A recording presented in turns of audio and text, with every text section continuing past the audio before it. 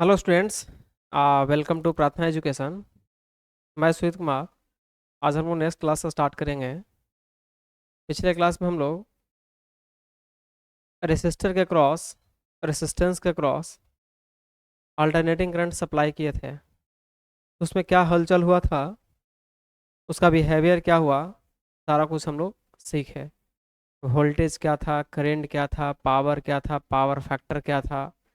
Circuit में हम लोग देखें कि वेव डायग्राम क्या हुआ, फेजर डायग्राम क्या हुआ, पावर डायग्राम क्या हुआ। हम लोग पावर कल सीखे, एवरेज एक्टिव पावर, है ना। पावर का फार्मूला क्या होता है, मैक्सिमम पावर, एवरेज पावर में रिलेशन हम लोग देखें। ये बहुत कुछ छोटा छोटा जो टॉपिक्स था, जो कन्फ्यूज़न हो सकता है आप लोगों का रहता होगा या हुआ होता होगा, इन सारे चीज़ों पे हम लोग क्लियर से कॉन्सेप्ट क्लियर किए, है ना। बहुत आसानी वे में सब कुछ को समझे। आज हम उसी कड़ी में आगे चलेंगे और क्लास को आगे लेके चलते हैं। क्लास कैसा लग रहा है आप लोग फीडबैक ज़रूर दीजिएगा। आज हम इंडक्टर का चर्चा करेंगे और इंडक्टर में हम लोग सप्लाई देंगे ऑल्टरनेटिंग करंट, और देखते हैं कि क्या होता है। वन बाय वन हम चल रहे हैं, है ना। तो आज का जो हेडिंग लगाएंगे आप लोग, हेडिंग लिखेंगे बेसिक कंसेप्ट ऑफ। सबसे पहले हम लोग इंडक्टर को देखते हैं ना कि इंडक्टर है क्या। तो हेडिंग लगाएंगे basic concept of, basic concept of of inductance. Inductance कहने का मतलब एल, एल का हम लोग चर्चा करें। किसका करेंगे? एल का। Basic concept of inductance. तो इंडक्टेंस है क्या, ध्यान से देखना। इंडक्टेंस और एक टर्म आएगा इंडक्टर। तो ध्यान से देखना, मैं अभी सब दिखा रहा हूँ, आपको देखना है। ये जो है, यही है इंडक्टर। क्या है? इंडक्टर।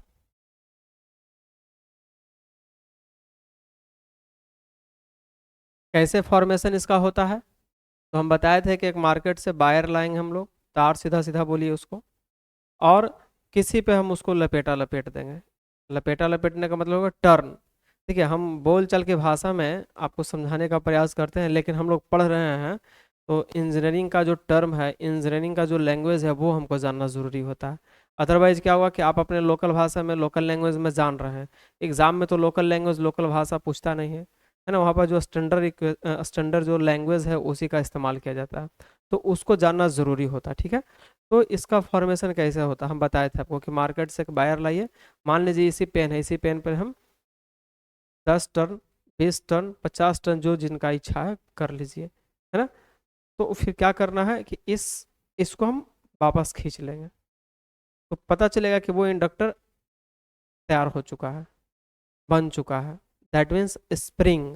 बच्चे में हम लोग खेलते थे, स्प्रिंग को दबाते थे या फिर ऐसे खींचते थे, है ना। तो स्प्रिंग का जो रूप ले रहा है वही है यहाँ पे इंडक्टर।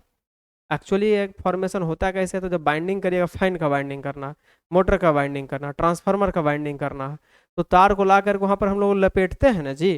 तो जब लपेटते हैं तो वही तो फॉर्मेशन हो गया, किसका? इंडक्टर का। तो हमको यहाँ पर इसीलिए समझाना पड़ रहा है, क्योंकि जब हम जैसे ही मशीन में इन करेंगे, पावर सिस्टम में इन करेंगे, तो वहाँ पर इंडक्टर, इंडक्टेंस, ये सब हम बहुत बार चर्चा आएगा, तो आपको पता ही नहीं चलेगा क्या है। तो अभी से समझते हैं कि इंडक्टर है क्या, इंडक्टर कैसे बनाते हैं। तो इंडक्टर कुछ नहीं, तो क्वाइल है, सीधा सीधा समझिए। क्या है? एक क्वाइल है। क्वाइल हम बोलते हैं तो लोग समझ जाता है कि मार्केट से जो वायर लाते हैं वायरिंग करने के लिए, एक क्वाइल तार। तो वो जो क्वाइल लाते हैं वो तो देखते होंगे उसको, वैसे लपेटा हुआ रहता है, एक बॉक्स में बंद किया हुआ रहता है, यानी लपेटना। अब दो चीज यहाँ पर बात याद रखना कि उस पे, उसके ऊपर में इंसुलेटिंग मटेरियल रहता है, प्लास्टिक का, जिसको आप लोग दांत से भी छील कर हटा देते हो, ऐसे उसको प्लायर्स उसको हम लोग हटाते हैं, ठीक है। उसके अंदर में देखते हैं तो कॉपर का वायर निकलता है, जो गोल्डन कलर का नजर आता है ना, कॉपर कलर का। उसी में करंट सप्लाई होता है अरस में, तो वो सुरक्षा के लिए ऊपर में वो दिया हुआ रहता है। तो जब हम यहाँ पर वाइंडिंग करते हैं, मशीन का वाइंडिंग करते हैं, है ना, तो वो कॉइल जो होता हमारा है, उसमें इंसुलेटिंग मटेरियल ऊपर में नहीं रहेगा, प्लास्टिक वाला, पीवीसी जिसको बोलते हैं ना। सिर्फ क्या रहता है, तो जो अंदर में जो पीला टाइप का निकल रहा है आपको वही वाला रहता है, उसी से हम लोग बाइंडिंग करते हैं। तो हम लोग देखेंगे, है ना, आगे चलेंगे तो बाइंडिंग आपका चैप्टर भी है, बाइंडिंग पढ़ना भी है। तो हम बस यही समझाना चाह रहे हैं कि इंडक्टर है क्या, इंडक्टर दैट मीन्स कॉइल। आपके लिए भी इतना एनफ है। क्लियर। अब ध्यान से इसकी कुछ प्रॉपर्टीज है, गुण है, इसको हम लोग छू के देख सकते हैं, महसूस कर सकते हैं, है ना। कोई भी तार लाओ ऐसे स्प्रिंग टाइप का बना लो, उसको पैकेट में भी रख दो, चल दो। उसका जो गुण है उसी को हम लोग बोलते हैं, उसका जो प्रॉपर्टीज उसी को बोलते हैं इंडक्टेंस। क्या बोलते हैं? इंडक्टेंस, यानी इसकी जो प्रॉपर्टीज है, प्रॉपर्टीज को क्या बोलते हैं हम लोग? इंडक्टेंस।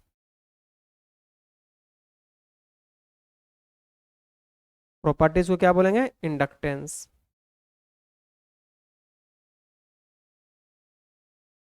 क्या इसकी प्रॉपर्टी है भाई? इसकी प्रॉपर्टी है ना कि rate of change of current को ना अपोज करता है। मेरी बातों को समझिए, हम एक एक चीज बहुत इंपॉर्टेंट है और बहुत ही अच्छे तरीके से समझा रहे हैं आपको। अपने लैंग्वेज में साइड में इसको नोट करते चलना है, तो भविष्य में आपको बहुत काम देगा ये अभी ही नहीं है, आपका जितना भी कंपटीशन का एग्जाम आएगा, टेक्निकल दोबारा पढ़ने की आवश्यकता नहीं है। एक बार याद रखना, एक बार यदि ठीक ढंग से तुम पढ़ाई कर लिए तो टेक्निकल कहीं भी पूछेगा आपके लेवल का, आईटीआई लेवल का मैं बात कर रहा हूँ। ठीक है, तो ये बहुत ही स्टैंडर्ड लेवल का मैं बता दे रहा हूँ, इतना आपको कोई बताएगा नहीं, मैं गारंटी बता रहा हूँ। ठीक है, आप इसको अच्छे से देखिए और समझिए। इंडक्टर क्या होगा? तो इंडक्टर फिजिकल चीज़ है, इसको हम लोग छू सकते हैं, देख सकते हैं, कहीं भी ले जा सकते हैं, लेकिन इसके अंदर में जो प्रॉपर्टीज है उसी को हम लोग इंडक्टेंस कहते हैं ना। ये मटेरियल की, ये कॉइल का जो प्रॉपर्टीज होगा उसी को क्या बोलते हैं? इंडक्टेंस, जिसको हम लोग प्रायः एल से डिनोट करते हैं। किससे से डिनोट करते हैं? एल से। और इसका यूनिट क्या हो जाता है? हेनरी। ये सब एग्जाम में पूछेगा, यूनिट क्या हो जाएगा इसका? हेनरी। साइड में लिख लेना है। इतनी बात समझ में आई? चलिए, ये तो था छोटा सा रूप। अब आइए, अब इसमें हम लोग देखेंगे ये जो इंडक्टर है आपका, एल से डिनोट करते हैं। सपोज यहाँ से करंट इसमें सप्लाई कर दिया, इसमें कुछ वोल्टेज जा रहा होगा जिसको हम लोग वीएल बोलेंगे। वीएल का मतलब हो गया वोल्टेज अक्रॉस इंडक्टर। तो वोल्टेज अक्रॉस इंडक्टर क्या होगा? तो इसका दो गो फार्मूला हम अभी लिखाते हैं, उसको आप लोग याद रखिएगा, समझिएगा। आगे चलेंगे तो हम प्रयास करेंगे उस फार्मूला को भी ड्राइव करके आपके सामने हम रख दें। देखो, इंजीनियरिंग में जितना कुछ है सबका डेरिवेशन है, सबका प्रूफ है, आंखों से देखा जा सकता है कि हाँ ऐसा हुआ। ठीक है, ऐसा कुछ नहीं फैक्ट है कि इसको याद कर लो, तुम अभी से इसको कंठस्थ कर लीजिए। लेकिन आपको हम याद करने के लिए इसीलिए बोल देते हैं क्योंकि उतना लफड़ा में हमको जाना नहीं है, मतलब उसके अंदर उतना डिटेल अभी जाने की आवश्यकता नहीं है, क्योंकि आप सेमेस्टर का स्टूडेंट नहीं हैं। आप एग्ज़ाम जो आपका कॉलेज में पढ़ना था वो टाइमिंग नहीं है, आपके पास टाइमिंग सीमित है। तो सीमित टाइमिंग में हमको अच्छा करना है, इसके लिए हम जितना बताएंगे वो आपके लिए एनफ होगा। और आपको जो मेहनत करना है वो मेहनत मैं कर दे रहा हूँ। ये कैसे आया, कहाँ से आया, यही क्यों आता है ना। टीचर क्या करता है? सबसे बड़ी सफलता जो है वो स्टूडेंट की मेहनत पर डिपेंड करता है। टीचर सिर्फ एक रास्ता दिखाएगा, हम सिर्फ गाइडेंस करेंगे, आपको बताएंगे कि यहाँ से ये आता है, इस चीज़ को आप देख लो। अनजान व्यक्ति, अजनबी व्यक्ति जब किसी शहर में जाता है तो उसको उस इलाके में जाना होता है या उस जगह पे जाना होता है, उसको मालूम नहीं होता है, किसी से पूछ के जाता है। लेकिन उस क्षेत्र का यदि कोई व्यक्ति उसका साथ चले तो उसको पूछने की आवश्यकता नहीं है, क्योंकि वो उसका साथ है। तो मेरे कहने का मतलब ये हो गया कि इस फील्ड में, टेक्निकल के फील्ड में बहुत अनुभव है मेरे को, बहुत पढ़ाया है। तो आपको यदि टेक्निकल सिर्फ, इसलिए तो मैं सिर्फ टेक्निकल की बात कर रहा हूँ। 50 नंबर क्वेश्चन आपको तैयारी करवा रहा हूँ, या कभी कभी 60 भी पूछ सकता है। टेक्निकल मुझे मालूम है किस लेवल का एग्जाम है, कौन सा कंपटीशन है, कहाँ से क्वेश्चन आएगा, किस टाइप का क्वेश्चन घुमा सकता है। काफ़ी दिनों से मैं इस फील्ड में काम कर रहा हूँ। ठीक है, ये तो हो गया आईटीआई का, मैं डिप्लोमा लेवल का, जेई लेवल का, कंपटीशन लेवल का सारा क्लास लिया हूँ। ठीक है, तो यहाँ पर मेरा अनुभव है, उस अनुभव का फ़ायदा उठाएं आप। तो जितना मैं बताऊंगा उतना कंप्लीट करते चलिए, और एक बार नहीं, उसको 1000 बार लिखना है। मैं ये भी बता रहा हूँ, जैसे कि यहाँ पे इंडक्टर लिख दे रहे हैं, कैपेसिटर लिख दे रहे हैं, कुछ भी लिख दे रहे हैं, तो वो जो मीनिंग आ रहा है ना उसको 5 बार आप लिख लीजिए।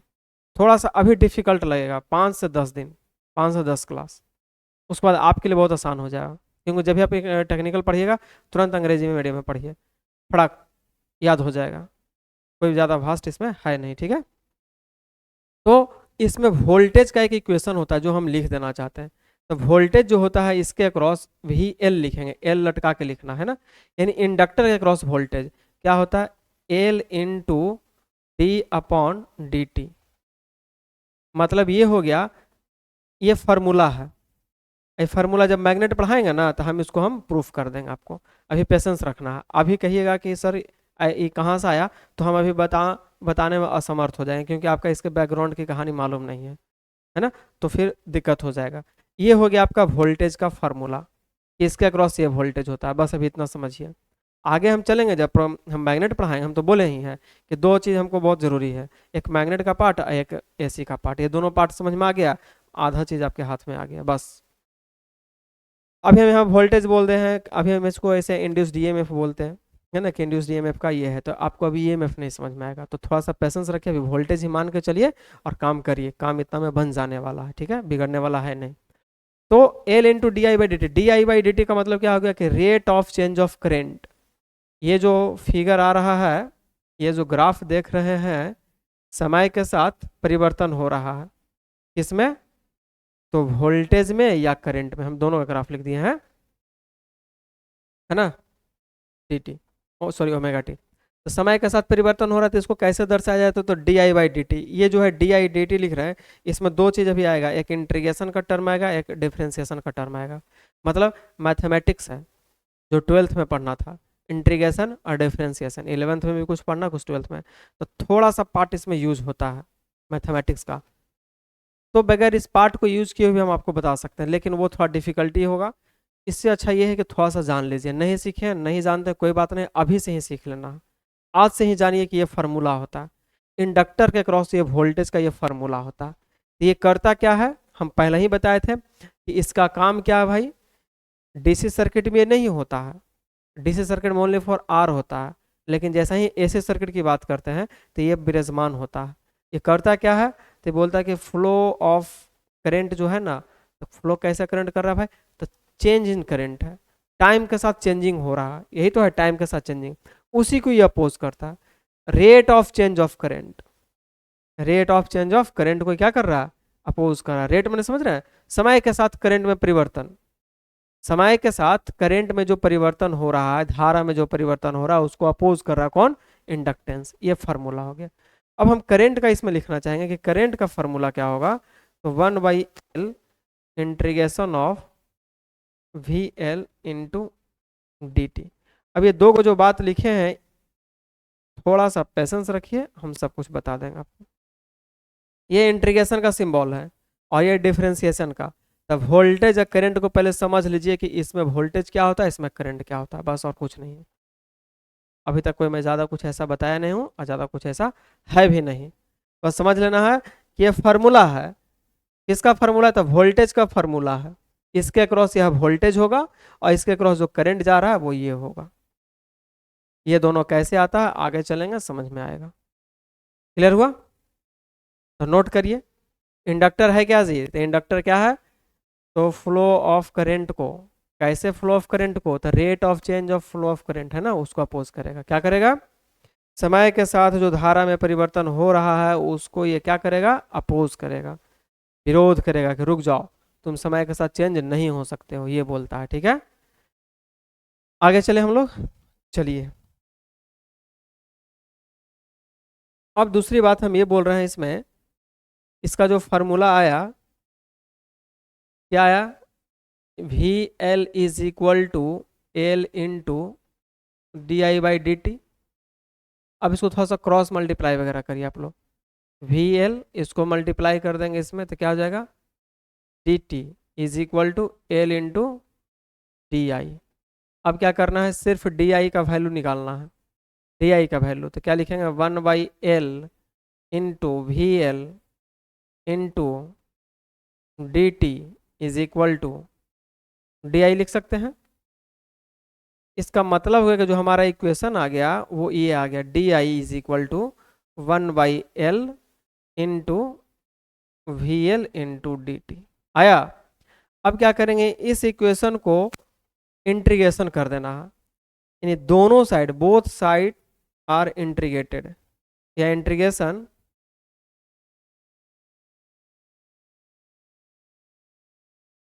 Integration both side. इंटीग्रेशन का सिंबल ये होता है ऐसे, यही है इंटीग्रेशन का सिंबल। तो D I is equal to integration का सिंबल दे दो, 1/L दे दो, और VL इंटू डी टी दे दो। कुछ किए नहीं है, बस ये सिंबल लगाए हैं, मैथमेटिक्स का ये सिंबल है ना। तो होगा क्या, इंटीग्रेशन का जैसे हम लोग सिंबल लगाएंगे, यानी इंटीग्रेशन करने की बारी आएगी, तो डी आई का होता है सिर्फ आई। जो इंटीग्रेशन पढ़े होंगे और डिफरेंशिएशन पढ़े होंगे उनको ये आसान है, और जो नहीं पढ़े उनके लिए थोड़ा डिफिकल्टी है, ये तो बात तय है, ठीक है। तो जो नहीं पढ़े हैं वो सिर्फ उस चीज़ को याद कर जाएंगे। हम ये दिखा देना चाह रहे थे अभी कि कैसे वो आता है। तो आई इज इक्वल टू, देखिए ये कांस्टेंट टर्म है तो 1/L यहाँ पर हो जाएगा, और इंटीग्रेशन का सिंबल रहेगा अंदर में जो है VL इंटू डी टी रहेगा। ये हो गया, यानी वोल्टेज यदि आपको ये मिल रहा है, वोल्टेज का वैल्यू ये मालूम है, तो करंट का वैल्यू कैसे आया, तो ऐसे आया। ये दोनों डाटा इंपॉर्टेंट है, इसको याद रखना। VVI लिख लीजिए, इंडक्टर के क्रॉस, इंडक्टर के क्रॉस ये वोल्टेज, और इंडक्टर के क्रॉस ये करंट। तो इतना प्रक्रिया करने से हमें क्या जरूरत है, आ रहा है समझ में? याद ही करना है, थोड़ा सा याद कर लीजिए ना भाई कि वो वोल्टेज होता है, ये करंट होता है। अब जिनको मैथमेटिक्स ठीक है तो उनके लिए आसान हो गया, उनको बहुत अच्छा लग रहा हो कि हाँ सर बता दिए पूरा। और जिनको मैथमेटिक्स नहीं ठीक होगा तो थोड़ा सा उनको लेंदी लगेगा, लगेगा क्या पढ़ रहे हैं क्या पढ़ा रहे हैं, कुछ पता नहीं चल रहा। तो ये बहुत, इसका ये बैकग्राउंड जो पीछे का है इंटीग्रेशन किन्हीं को नहीं आ रहा है ना। अब समझ में आ रहा है कि डी आई का आई क्यों लिख दिए, तो डिफिकल्टी तो है। तो थोड़ा पेशेंस रखना, ज़्यादा हड़बड़ाना नहीं है, ये याद कर लीजिए और ये याद कर लीजिए, इतनी कोई आवश्यकता नहीं है। लेकिन थोड़ा सा हम यहाँ पर प्रूफ करेंगे दो तीन चीज़ों को, तो ये सब थोड़ा सा चीज़ यूज होता है, तो आप थोड़ा सीख जाएंगे, ठीक है। और नहीं तो जो लास्ट में जो टर्म आएगा उसी को आगे बढ़ाएंगे, नोट करिए।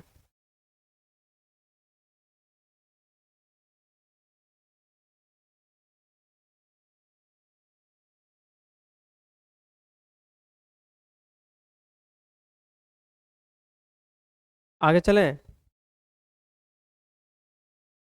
चलिए। तो देखिए अब,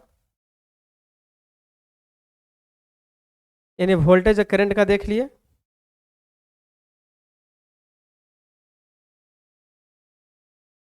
अब हमारा विचार है कि इसमें हम जब डीसी सप्लाई करेंगे तो क्या होगा।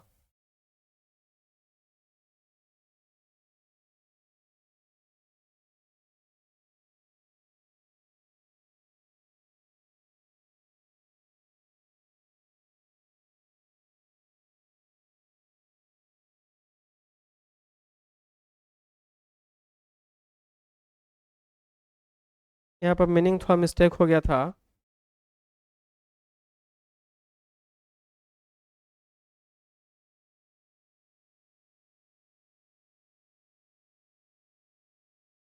अब नोट कर लीजिए, नोट कर लीजिए फटाफट।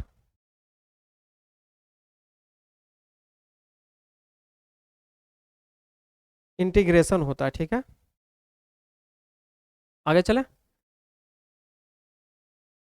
अब देखिए, अब हम क्या करेंगे कि इसमें सप्लाई देंगे डीसी। क्या सप्लाई देंगे, डीसी। तो क्या होता है, लिखेंगे फोर डीसी सप्लाई,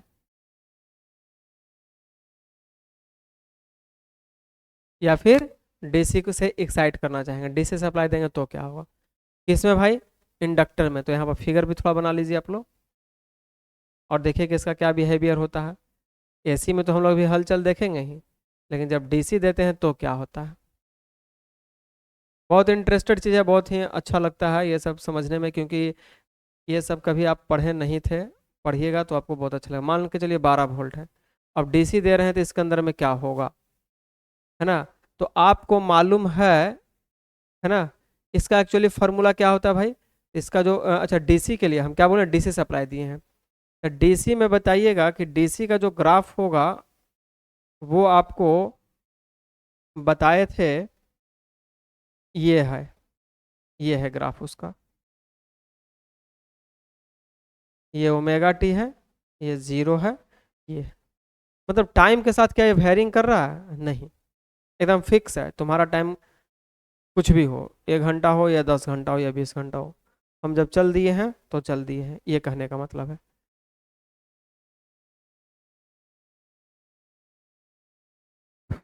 ऐसा समझ में? तो टाइम के साथ इसमें कोई चेंजिंग नहीं हो रहा। तो इसका मतलब है कि डीसी में हम लोग लिख सकते हैं di/dt जीरो।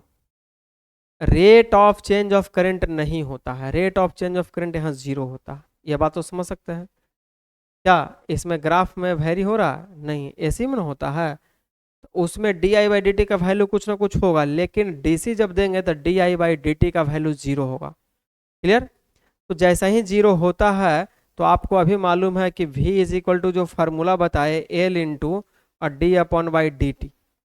तो जब ये डाटा ही जीरो हो गया है, जब ये डाटा पूरा जीरो हो चुका है ना, क्या हो गया जीरो, तो इसका मतलब हो गया क्या चीज कि वोल्टेज भी हमारा क्या हो गया जीरो। तो बहुत ही इंपॉर्टेंट बात यहाँ से निकल के आ रहा है, क्या आ रहा है? For DC excitation, for DC excitation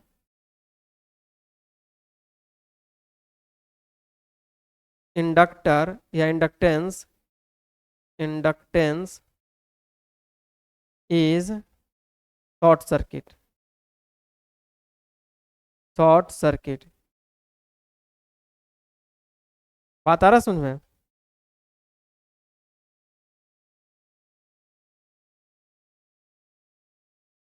क्या बोले हम?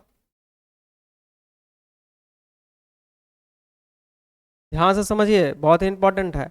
आपको हम एक सर्किट बताए थे कि ये बल्ब है, ये स्विच है, और यहाँ से आप वोल्टेज सप्लाई कर दिए हो, सर्किट ऐसे है, 12 वोल्ट दिए हो, तो बल्ब प्रकाश नहीं कर रहा है, इसका मतलब था कि करंट की वैल्यू जीरो थी।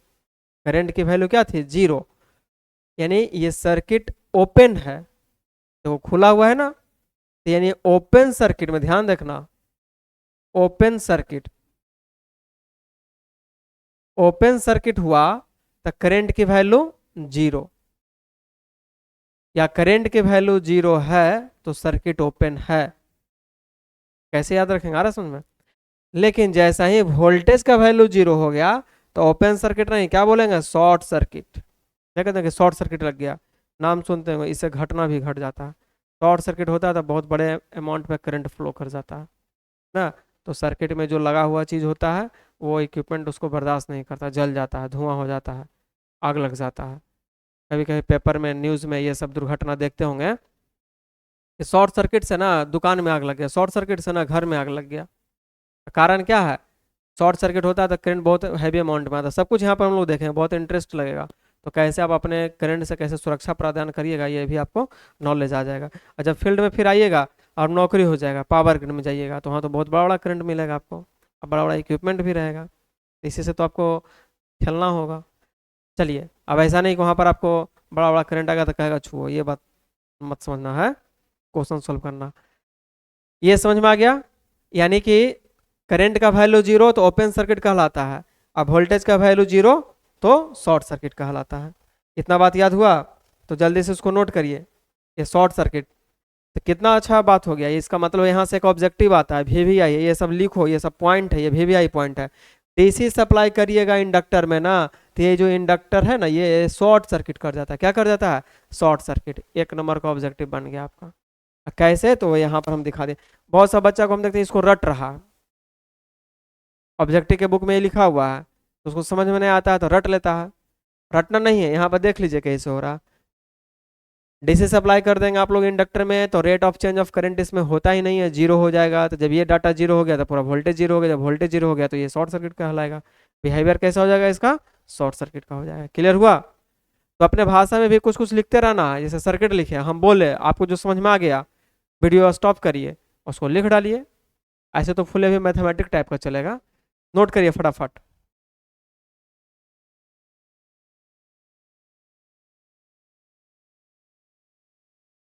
क्लियर हो गया? तो ये बेसिक बात था इंडक्टर का।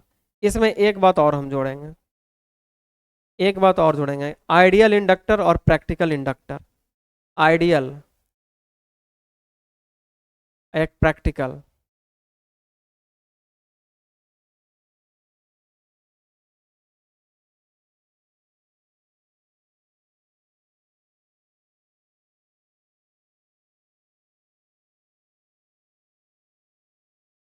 है ना। आइडियल इंडक्टेंस कहेंगे किसको?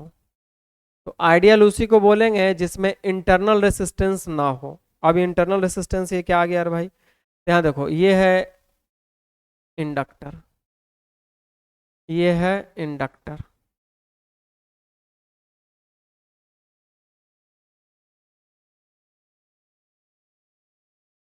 बात को समझिएगा। आइडियल उसी को बोलेंगे, ये फर्स्ट पॉइंट में लिखना है, ये सेकंड पॉइंट में लिखना है, और साइड में इतना से ही काम चल जाएगा आपको। आइडियल है तो लिखना है इसमें internal resistance zero, internal resistance, resistance, internal resistance को स्मॉल आर से डिनोट करते हैं जीरो। और इसमें लिखेंगे इंटरनल रेसिस्टेंस,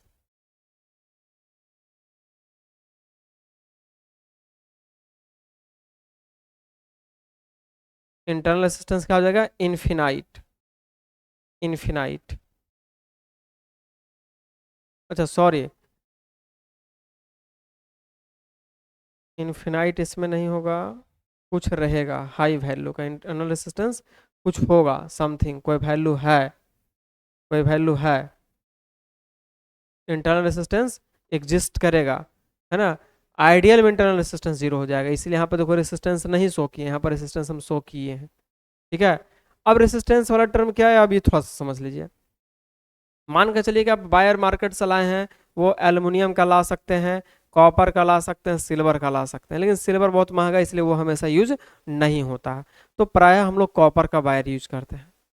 तो जब बायर यूज किए, है ना, कॉपर का या फिर एल्युमिनियम का कर सकते हैं, ये दोनों में मटेरियल लगा हुआ, उस मटेरियल का अपना कुछ ना कुछ प्रॉपर्टीज है, वही प्रॉपर्टीज तो रेसिस्टेंस है। रेसिस्टेंस क्या है भाई? दो चीजें, जैसे अभी इसमें देखें इंडक्टर, इंडक्टेंस, इंडक्टर है जो हम लोग बनाए, जिसको छुए, अब उसकी जो प्रॉपर्टीज है वो है इंडक्टेंस। उसी प्रकार से रेसिस्टर और रेसिस्टेंस, रेसिस्टर मार्केट में मिलता है, वो डिवाइस है, और उसके अंदर जो प्रॉपर्टीज है वो है रेसिस्टेंस। तो रेसिस्टेंस का क्या प्रॉपर्टीज है? तो फ्लो ऑफ करंट को रोकेगा, कोई भी करंट रहो, डीसी रहे एसी रहे, उसका मतलब नहीं है। वो कहता करंट, अच्छा जा रहे हो, तो तुरंत खड़ा हो जाएगा, कहेगा रोको रोको इसको। अब जो ताकतवर रहेगा वो पास कर जाएगा, है ना। तो ताकतवर तो क्या होता है, जहां पर रेसिस्टेंस की वैल्यू बहुत ज़्यादा होता है तो करंट बेचारा धीरे धीरे जाता है या नहीं भी जाता है। एकदम बहुत मोटा सोटा रख दिया है बाउंसर को, कोई आदमी वहां पर इन कर पाएगा नहीं, थोड़ा बहुत रहता है कमजोर तक, उसको धकेल के सब पार कर देता है। तो इसी तरह से उस मटेरियल के अंदर में हो रहा, तो हर मटेरियल में कुछ ना कुछ रेसिस्टेंस होता है, उसका अपना प्रॉपर्टीज है ना। एल्युमिनियम में क्या है, कॉपर के रिस्पेक्ट में, कि कॉपर के तुलना में एल्युमिनियम में थोड़ा कम करंट जाएगा, यानी कि इसका रेसिस्टेंस ज़्यादा है, तो हम लोग प्रायः यूज क्या करते हैं, कॉपर का वायर यूज करते हैं आरस में। तो वो रहेगा ही रहेगा, वो हटेगा नहीं। आप कॉइल बना रहे हैं तो एल्युमिनियम तार का कॉइल बनाइएगा, आप तार बना रहे हैं, सॉरी आप कॉइल बना रहे हैं तो या फिर कॉपर वायर का बनाइएगा। तो कॉपर या एल्युमिनियम तो यूज किए ना, तो जब ये दोनों मटेरियल में से किसी ना किसी का यूज करिएगा तो रेसिस्टेंस कुछ ना कुछ होगा ना। लेकिन हम जब पढ़ाई करते हैं, पढ़ते हैं, उसको जब स्टडी करते हैं, तो हम मान के चलते हैं कि अच्छा आइडियल कंडीशन होगा तब क्या होगा, और प्रैक्टिकल कंडीशन होगा तब क्या होगा। तो आइडियल में हम लोग चलते हैं तो वहां पर हम लोग मान लेते हैं कि रेसिस्टेंस है, ये नहीं है रेसिस्टेंस जीरो, खाली यही है, अकेले है। लेकिन ऐसा नहीं है, पढ़ने के क्रम में हम लोग आइडियल लेके चलते हैं। मान के चलिए अब आइडियल का कॉन्सेप्ट आते दिखाने का था कि ये व्यक्ति आइडियल है। आइडियल का सेंस हो गया कि वो बहुत अच्छा कर रहा है, गलत उससे होता ही नहीं है, या गलत वो करता ही नहीं है, उसको आइडियल लोग बोलता है। मान के चलिए आप मशीन ट्रांसफार्मर की बात करते हैं, तो ट्रांसफार्मर में देखते होंगे कि उसके एक साइड से एनर्जी दिया जाता है, दूसरे साइड से एनर्जी निकाला जाता है। मतलब आपके गांव घर में जो ट्रांसफार्मर लगा हुआ है, अब थोड़ा सा उसका चर्चा कर लेते हैं हम, आइए। तो क्या होता है ना कि आप देखे होंगे कि आपके घर में जो वोल्टेज आता है वो सिंगल फेज आता है और 220 वोल्ट। लेकिन ट्रांसफार्मर में देखेंगे, ट्रांसफार्मर के वायर के ऊपर जाएगा तो वहाँ पर लिखा रहेगा ना कि 11,000 वोल्ट आया है, मत छूना, वहाँ पर मत जाओ, सब ऐसा बोलता है। तो 11,000 वोल्ट को वो लिया और 220 वोल्ट या 230 वोल्ट निकाला, यानी हाई को लिया और लो करके निकाला। अब बात को समझिएगा, तो जितना वो लिया यदि उतना वो निकाल दिया, मान के चलिए कि हम आपको जितना पढ़ाए उतना ही आप यदि याद करके हमको सुना दिए तो आप हो गए ideal. Ideal in the sense कि जितना हम पढ़ाए हैं एक भी भुलाया नहीं है, कुछ भी लॉस नहीं हुआ है, सारा ये दे दिया है, तो हम बोलेंगे कि इस टॉपिक के लिए ये आइडियल कंडीशन हो गया, ये आइडियल स्टूडेंट है, पूरा याद कर लिया। अब किसी को हम पढ़ाए, अब पूरा याद नहीं कर पाए, 50% सुनाया और बाकी नहीं सुनाया, तो हम क्या बोलेंगे कि ये 50% लॉस कर गया। लॉस किस वजह से हो गया? तो दिमाग इधर उधर भटक गया, इसके वजह से हो गया। तो कहीं कोई डिस्टरबेंस नहीं है, कोई डिस्ट्रैक्शन नहीं है, तो उसको पूरा बात याद है। तो उसी तरह से यहाँ है कि हम जब स्टडी कर रहे हैं तो दो कंडीशन लेके चलते हैं, एक आइडियल कंडीशन, एक प्रैक्टिकल कंडीशन। जब आइडियल कंडीशन लेंगे तो रेसिस्टेंस की वैल्यू 0 रखेंगे, और जब प्रैक्टिकल कंडीशन लेंगे तो कुछ ना कुछ रेसिस्टेंस रहेगा। बात है समझ में? तो यहाँ पर कुछ ना कुछ रेसिस्टेंस है, इसलिए शो करा दिए। और दूसरी बात ये याद रखिएगा कि इंडक्टर के साथ यानी इंडक्टेंस के साथ रेसिस्टेंस हमेशा सीरीज में ऐड होता है। देखिए सीरीज में ना, इसके साथ सीरीज, पैरेलल इसको बोलते हैं। हम बहुत बेसिक से लेके चल रहे हैं आपको। ये हो गया पैरेलल। तो पैरेलल में नहीं होता, किस चीज में होता है? सीरीज में होता है। चलिए, तो ये दो बात इसमें याद रखना है। ये बेसिक कॉन्सेप्ट आपका इंडक्टर का हो गया। यहां से चल रहे थे हम लोग basic concept of inductor, inductance. Inductance के बारे में जो बात आपको जानना चाहिए यहां तक हो गया। अब हम क्या जानना चाहेंगे, इसको पहले नोट कर लीजिए आप लोग। क्या इसके पास वोल्टेज होता है, क्या इसके पास करंट होता है, वो देख लिए हम लोग। डीसी देते हैं तो क्या होता है, ये भी देख लिए हम लोग, है ना। इसका इंटरनल रेसिस्टेंस क्या होता है? 0। आइडियल इंडक्टर का पूछेगा रेसिस्टेंस तो 0। देखो ये सब जितना बात बताया यहाँ से ऑब्जेक्टिव क्वेश्चन है, सारा ऑब्जेक्टिव है, सब एग्जाम में आएगा। आपके पास कोई ना कोई ऑब्जेक्टिव बुक होगा या कहीं से कहीं ऑब्जेक्टिव क्वेश्चन लगाइएगा तो ये सब आपको नजर आएगा। अब आगे बढ़ते हैं। अब हम क्या करेंगे भाई, अब सप्लाई देंगे। अब हो गया बहुत। अब आइए, एसी सप्लाई हेडिंग लगाइए। AC supply, AC supply through, through pure inductance. Pure इसीलिए लगा दिए हम कि एकदम पूरा शुद्ध है, होता इसमें रेसिस्टेंस भी। आगे चलेंगे हम लोग तो देखेंगे, लेकिन हम जब स्टडी कर रहे हैं तो हम देखते हैं कि प्योर इंडक्टेंस रहेगा। अब उसमें एसी देंगे तब क्या हलचल होगा, है ना। चलिए प्योर इसीलिए लिखते हैं। आइए अब सर्किट को देखें।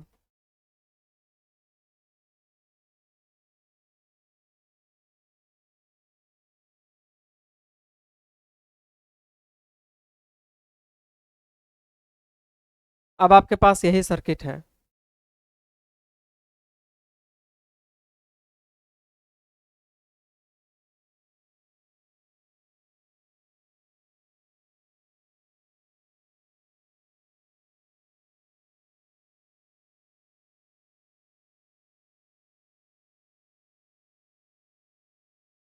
ये आपका सर्किट हुआ, ठीक है।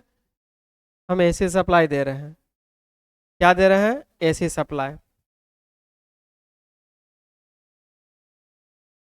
V is equal to V M sine omega T. Circuit close है, यहां से करंट आएगा। ये क्या है? L, inductor, inductance. यहाँ पर वोल्टेज इसके अक्रॉस कुछ ना कुछ होगा जिसको हम लोग बोलेंगे V L. Voltage across inductance, ये हो गया आपका सर्किट। प्योर है, इसमें हम रेसिस्टेंस नहीं लगाएं, सिर्फ इंडक्टर लगाएं। दोनों का डिफरेंस ध्यान से देखना।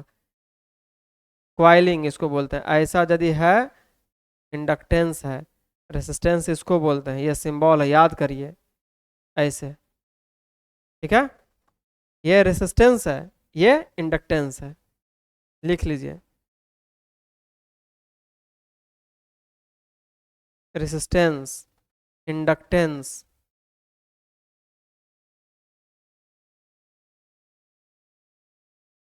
देखो हिंदी में भी ऐसे लिखा जाता है यार, देखो ये प्रतिरोध होता है,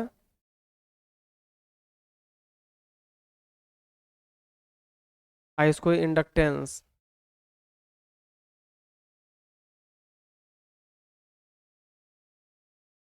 इंडक्टेंस,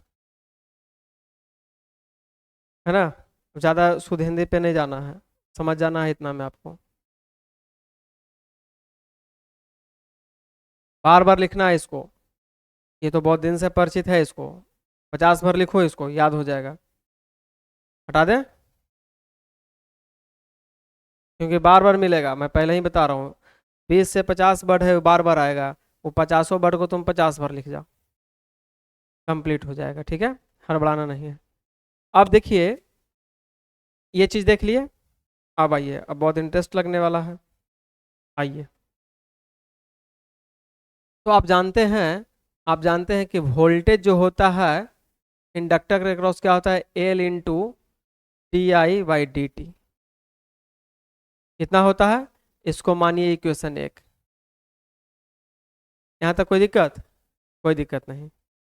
आगे आइए, ये जो वोल्टेज है यही ना सप्लाई कर रहे हो इसमें, ये वोल्टेज इक्वेशन हो गया।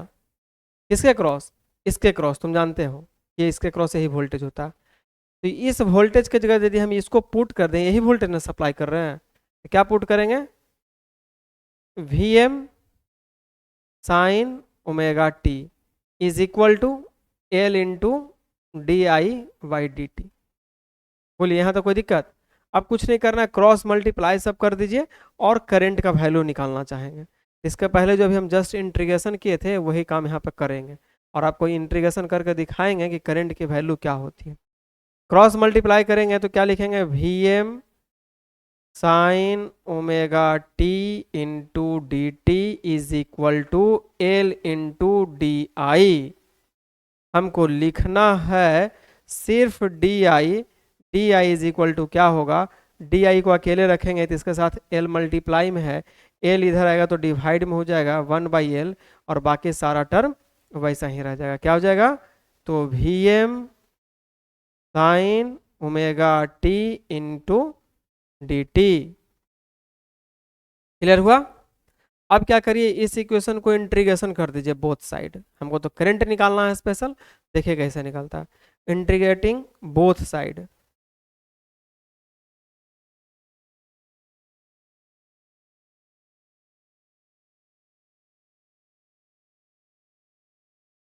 दोनों तरफ इंटीग्रेशन करने पर,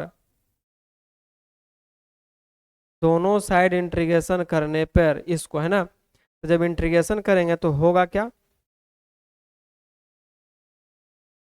इंटीग्रेशन का सिंबल ये है, और D I is equal to integration का सिंबल दे देंगे 1/L दे देंगे, और V M sine omega T into D T. देखो भाई, जिसको इंटीग्रेशन नहीं आता है तब वो यहाँ से सीख करके थोड़ा सा रट लीजिए, ये बात तो हम बोल सकते हैं। और जिनको आता है वो फटाफट कर रहे होंगे, है ना, तो रिजल्ट आ जाएगा डायरेक्ट। तो इसमें कोई घबराने की बात नहीं है कि परीक्षा में आपसे ये पूछेगा कि इंटीग्रेशन करके बताओ। परीक्षा में जो एकदम फैक्ट बातें हैं वो पूछेगा, तो फैक्ट बातें को आपको याद करने के लिए, है ना, रटने वाला नहीं कि रट गया, समझ के जो याद करने का तरीका है उसके लिए हम ये मेहनत कर रहे हैं कि वोल्टेज दिए है ना, तो करंट का बिहेवियर क्या हो रहा है उसको चेक करना है। कल वाला क्लास में देखे थे कि रेसिस्टेंस वाला जब सर्किट था उसमें जो हम वोल्टेज दिए थे तो करंट भी उसी फेज में था, उसके एंगल में कोई चेंजिंग नहीं था। V is equal to V M sine omega T लिखे थे, तो उसमें जो करंट आया था I is equal to I M sine omega T आया था। लेकिन आज के क्लास में वैसा नहीं हो रहा, क्यों नहीं होता, उसी को तो हम दिखाना चाह रहे हैं। तो देखो, इंटीग्रेशन जब करिएगा तो डी आई का आई होता है, याद कर लीजिए भाई, आप लोग याद कर लीजिए, कांस्टेंट टर्म है, बाहर आ जाएगा। वी एम भी कांस्टेंट है। अब यहाँ पर हम ये नहीं बता पाएंगे आपको कि कांस्टेंट कैसे है, क्योंकि इसमें टाइम के साथ कोई चेंजिंग है ही नहीं है, टाइम के साथ ये लगा हुआ है और ये है, यानी इसका इंटीग्रेशन होगा। तो बात आ रहा है समझ में? देखो, नहीं आ रहा है घबराओ नहीं, आ रहा है जिनको अच्छा, नहीं आ रहा है उनको और अच्छा है, अभी सीख जाना है। तो देखो, ये साइन बच गया, तो साइन देखो, ये वाला टर्म को हम कांस्टेंट बोलते हैं। कांस्टेंट इसीलिए बोलते हैं कि इसमें टाइम के साथ कोई वेरिंग वाला एलिमेंट नहीं है, टी नहीं लगा हुआ, इतने समझो। टी यदि लगा हुआ इसमें रह जाता ना तो कहते नहीं ये भी चेंजिंग होने वाला। टी देखो यहाँ लगा हुआ और टी यहाँ, यानी ये दोनों रहेगा, इतना ही आपको समझाएंगे। तो साइन का जब इंटीग्रेशन करेंगे हम लोग तो होता है cos minus cos omega T. और जब इंटीग्रेशन पढ़ते होंगे तो चैन रूल आता है, इस ओमेगा टी को भी एक बार और इंटीग्रेट करना पड़ेगा, तो ओमेगा का वैल्यू डिवाइड में हो जाएगा। क्या हो जाएगा? Divide by omega. इतना का इंटीग्रेशन करेंगे ये आएगा, बस इतना याद रखो। तो हुआ क्या, I is equal to minus V M divide by omega L into cos omega T. अब आइए minus V M divide by omega L. Cos को अब हम ब्रेक करना चाह रहे हैं, इसलिए ब्रेक कर रहे हैं। देखिए कॉस आई बराबर हमारा जो इक्वेशन आ गया, आई इज इक्वल टू इक्वेशन आ चुका है, लेकिन कॉस के टर्म में आया है। लेकिन हम लोग जानते हैं साइन वेव और साइन के टर्म में इक्वेशन देखे हैं, है ना। I is equal to I M sine omega T, V is equal to V M sine omega T. तो मेरा प्रयास होगा कि हम साइन के टर्म में इसको कन्वर्ट करिए। किसके टर्म में? साइन के टर्म में। तो कॉस को कन्वर्ट करिएगा साइन में, तो आप लिख सकते हैं साइन 90, पाई बाई 2 को 90 बोलते हैं ना जी, 90 माइनस थीटा, थीटा की जगह क्या है? ओमेगा बाई टी है, यही ना theta. 90 minus theta, sine 90 minus theta क्या होता है? Cos theta. तो कॉस थीटा है ना लिखा हुआ, यानी इसको हम ऐसे लिख सकते हैं। क्लियर? कुछ मैथमेटिक्स तो टर्म आएगा, इस बात को याद रखें। अब यहाँ पे क्या करेंगे कि हम इसके एंगल में माइनस कॉमन लेंगे, तो माइनस कॉमन लेंगे तो साइन माइनस थीटा होगा। तो साइन माइनस थीटा का फॉर्मूला क्या हो जाता है? माइनस साइन थीटा हो जाता है। तो वो माइनस और ये माइनस को क्या कर देगा? प्लस कर देगा। तो होगा क्या? V M divide by omega L into, यहाँ पे क्या लिखेंगे हम लोग? यहाँ पे लिखेंगे sine omega T minus pi by 2। ये आ गया आपका इक्वेशन, ये आ गया आपका इक्वेशन।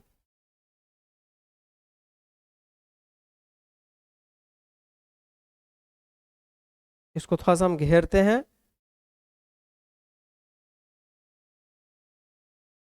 ध्यान से देखिएगा, यहाँ पर देखिए क्या लिखा हुआ? पाई बाई 2 माइनस ओमेगा टी, लेकिन यहाँ पे क्या लिखा हुआ? Omega T minus pi by 2। तो ऐसा करने से ना माइनस यहाँ पर आया कॉमन, तो साइन माइनस थीटा हो गया। बगल में ना आता समझ में तो ऐसे लिख लो बगल में कि साइन माइनस थीटा का जो वैल्यू होता है ना, वो क्या होता है? Minus sine theta. लिखो साइन माइनस थीटा बराबर माइनस साइन थीटा। तो यहाँ पर जब हम कॉमन लिए तो माइनस आया होगा, और उस माइनस को हम डायरेक्ट माइनस माइनस प्लस कर दिए। इतना तो अब आपको आइडिया होगा, इसको बगल में लिख लीजिए कहीं पे। क्लियर हुआ? आगे चले।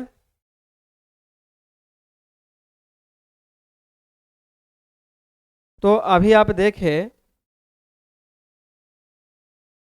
कि I is equal to plus में V M divide by omega L और sine omega T minus pi by 2, यही था ना लिखा। प्लस सब लिखना हमको जरूरी नहीं है। अब थोड़ा ध्यान से देखो, ध्यान से देखो, ये I is equal to I M sine omega T, कुछ उस समीकरण जैसा मिल रहा है जो स्टैंडर्ड इक्वेशन होता है। यानी यहाँ पे आई एम नहीं लिखा हुआ, इसका मतलब हम ये समझेंगे कि यहाँ पर आई एम होना चाहिए। अब ध्यान से देखिए, ये वोल्टेज है divide by resistance, voltage divide by resistance होता है तभी तो हम बोलते हैं करंट है।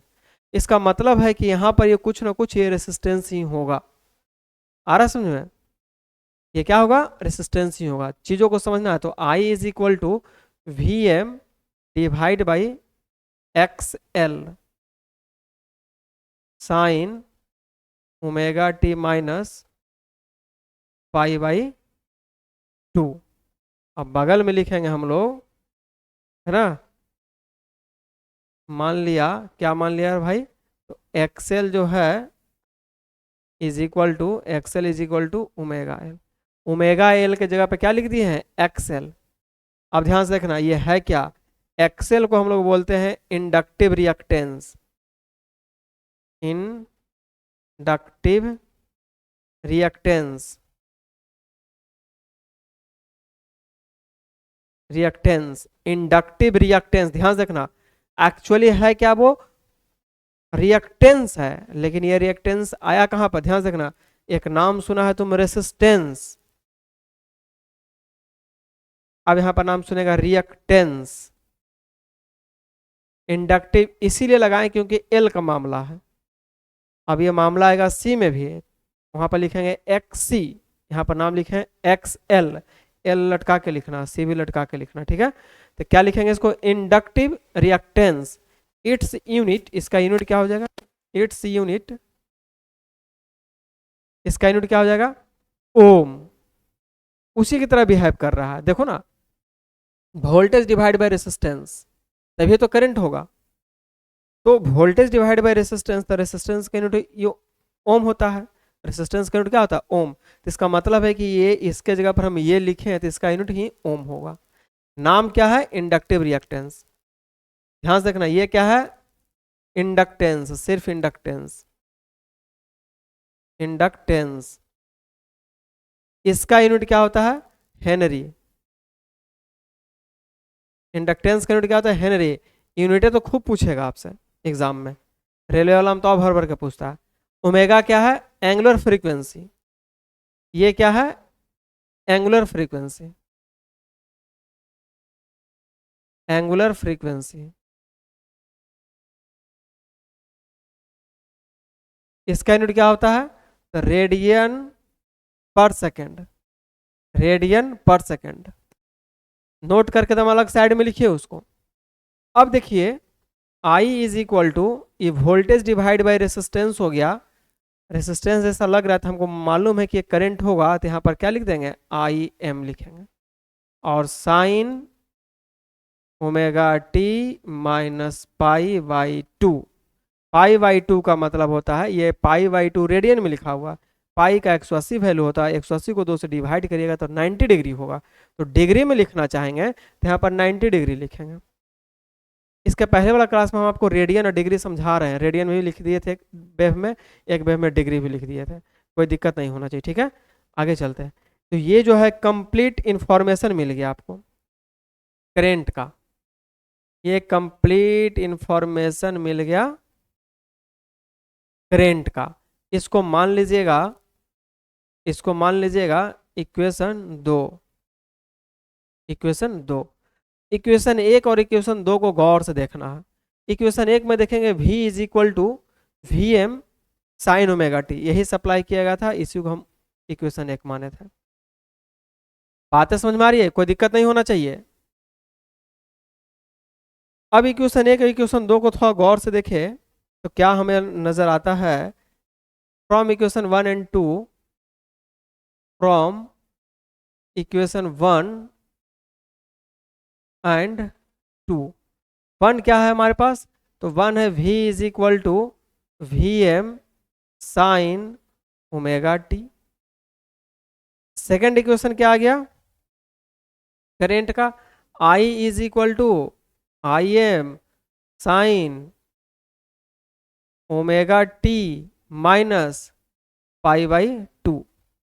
ये इक्वेशन आपका वन है और इक्वेशन दो है। अब इन दोनों इक्वेशन से देख करके आप खुद डिफरेंस क्या है दोनों में देख लीजिए। रेसिस्टेंस वाला में क्या था कि साइन ओमेगा टी दोनों में था, लेकिन यहाँ पर इसमें एक में साइन ओमेगा टी है, एक में क्या है कि ओमेगा टी में 90 डिग्री घट रहा है, घटा दिया गया है, 90 डिग्री क्या कर दिया गया है, घटा दिया गया है। घटाने का मतलब पीछे, ऐड करने का मतलब आगे। इसका मीनिंग हो गया कि एसी सर्किट में प्योर इंडक्टर है, उसमें एसी सप्लाई कर दिए हो तो वोल्टेज से करंट पीछे पीछे चलेगा, आगे आगे कौन चलेगा, वोल्टेज, और करंट बेचारा पीछे रहेगा। तो कितना डिग्री से पीछे रहेगा, तो 90 डिग्री से पीछे रहेगा। तो ये आगे पीछे का जो हम बात बोले हैं, तो इसको, ये तो आपके लैंग्वेज में हो गया, लोकल लैंग्वेज में हो गया, आपकी बोलचाल की भाषा में हो गया कि अच्छा वो आगे चल रहा है वो पीछे चल रहा है। एग्जाम में क्वेश्चन में, आपके बुक के क्वेश्चन में ये आगे पीछे नहीं लिखा हुआ मिलता है। तो इंजीनियरिंग लैंग्वेज लैगिंग, पीछे चलने को हम लोग बोलेंगे लैगिंग, आगे चलने को बोलेंगे लीडिंग।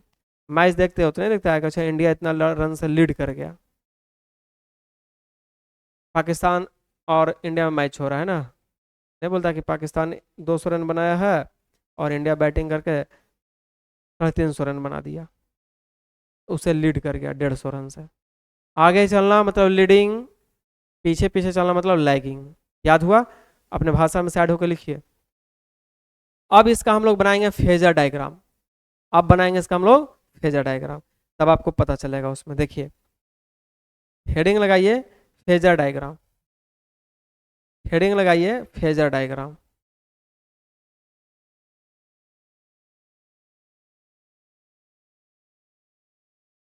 इक्वेशन हमको मालूम है तो डायग्राम हमको कोई भी नहीं रोक सकता, बेहतरीन ढंग से डायग्राम बना सकते हैं, ठीक है।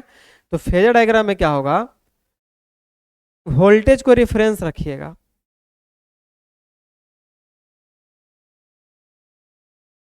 ये हो गया वोल्टेज भी, ठीक है।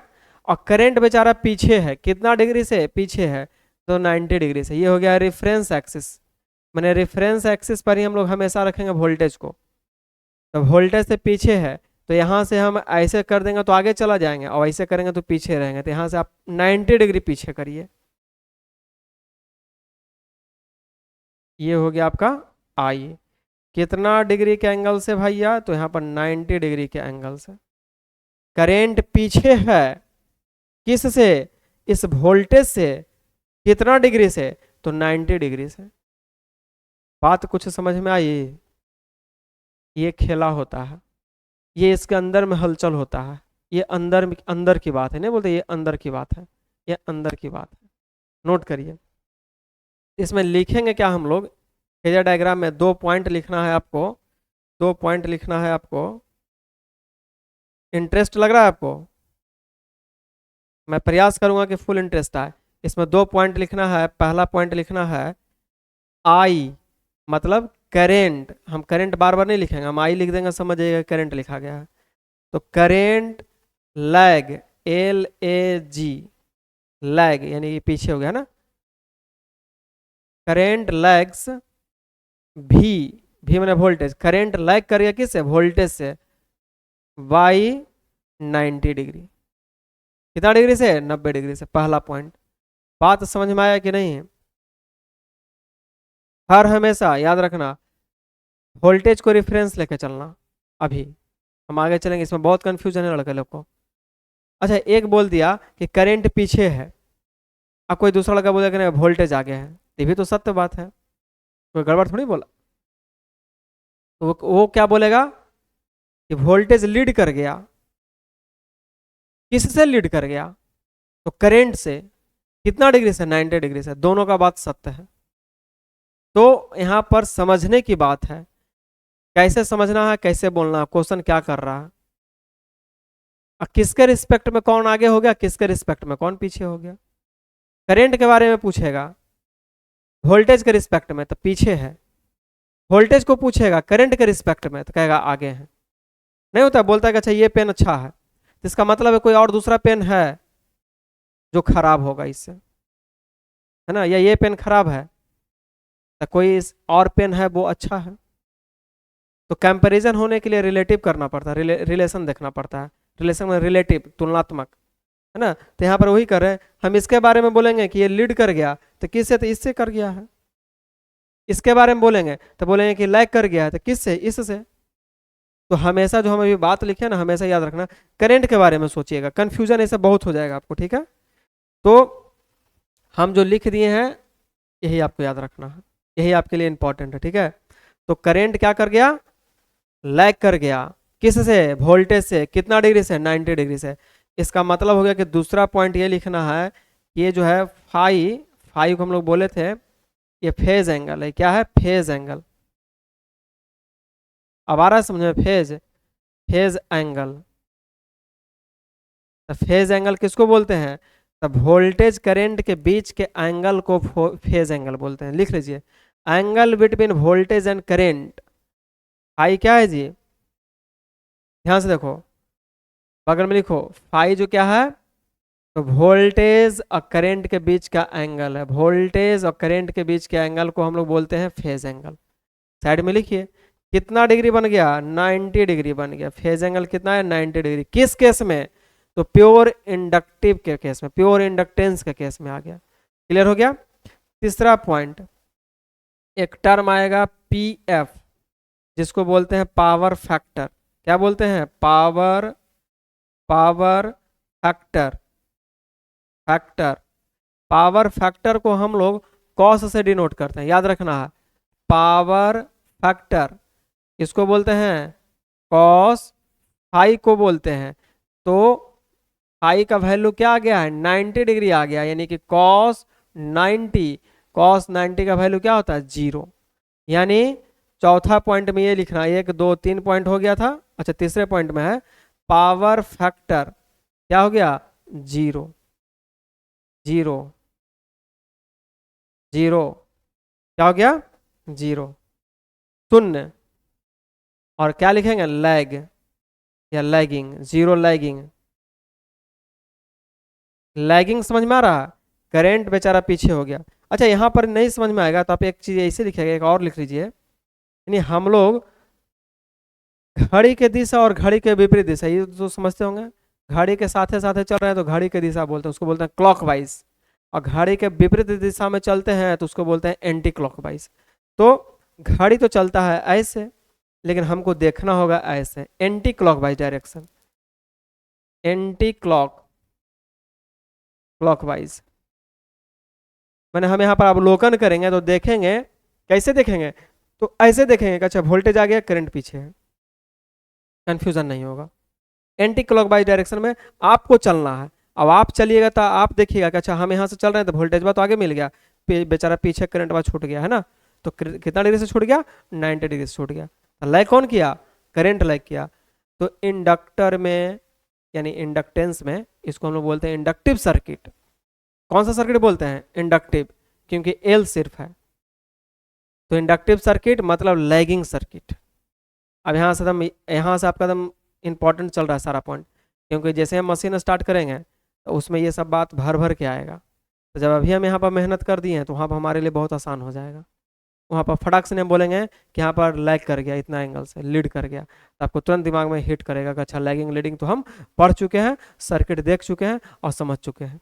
और नहीं तो वहाँ पर हमको भारी परेशानी का सामना करना पड़ता है। आया समझ में? तो चलिए जल्दी से उसको नोट करिए।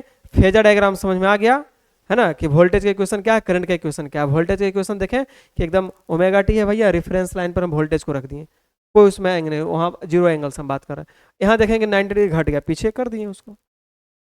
अब हम देखेंगे वेव डायग्राम, अब हम देखेंगे पावर डायग्राम, है बहुत कुछ इसमें, जल्दी से उसको नोट करिए।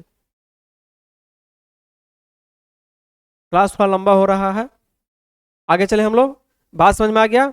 फेजर डायग्राम में नीचे ये सारा पॉइंट नीचे लिखना है। पहला पॉइंट क्या लिखना है कि करंट लैग किया वोल्टेज से कितना डिग्री से? 90 डिग्री से। यानी फाई है, इसको क्या बोलते हैं हम लोग? फेज एंगल बोलते हैं। फेज एंगल किसको बोलते हैं? तो वोल्टेज करंट के बीच में जो एंगल बनता है, देखिए वोल्टेज करंट के बीच में एंगल बन गया 90 डिग्री, इसको फेज एंगल बोलेंगे। उसमें कॉस लगा देंगे हम, पावर फैक्टर कहलाएगा। क्या कहलाएगा? पावर फैक्टर कहलाएगा।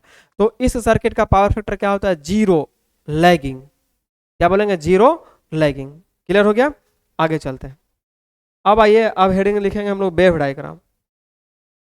वेव डायग्राम, वेव भी देखेंगे, वेव डायग्राम, वेव डायग्राम। आइए वेव को हम लोग देखते हैं।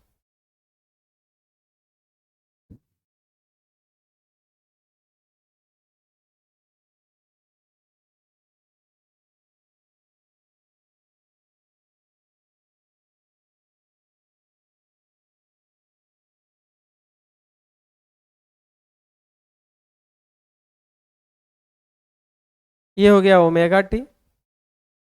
इस एक्सिस पर हम वोल्टेज भी रखेंगे और इस एक्सिस पर हम करंट भी रखेंगे। क्लियर? आइए, अब देखिए, ये हो गया वोल्टेज का वेव, कोई दिक्कत नहीं। थोड़ा सा शेप में ऊपर नीचे होता है तो उसके लिए आप ध्यान दीजिएगा। ये मैक्सिमम वैल्यू हो गया, 0 हो गया, मैक्सिमम हो गया नेगेटिव में, और ये 0 हो गया। क्लियर हुआ? चलिए,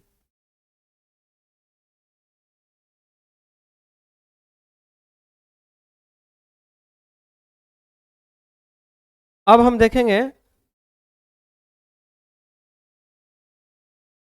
करंट की वैल्यू। वोल्टेज तो 0 से चल रहा है, लेकिन करंट हमारा क्या चल रहा था, 90 डिग्री पीछे से चल रहा था। डायग्राम अच्छे से बनाना है ताकि आपको समझ आए, है ना।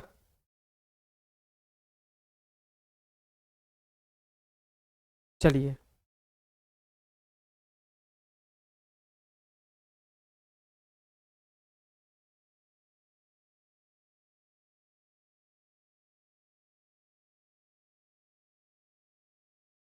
ये जो हम देख रहे हैं, ये करंट का इक्वेशन है, सॉरी करंट का डायग्राम है।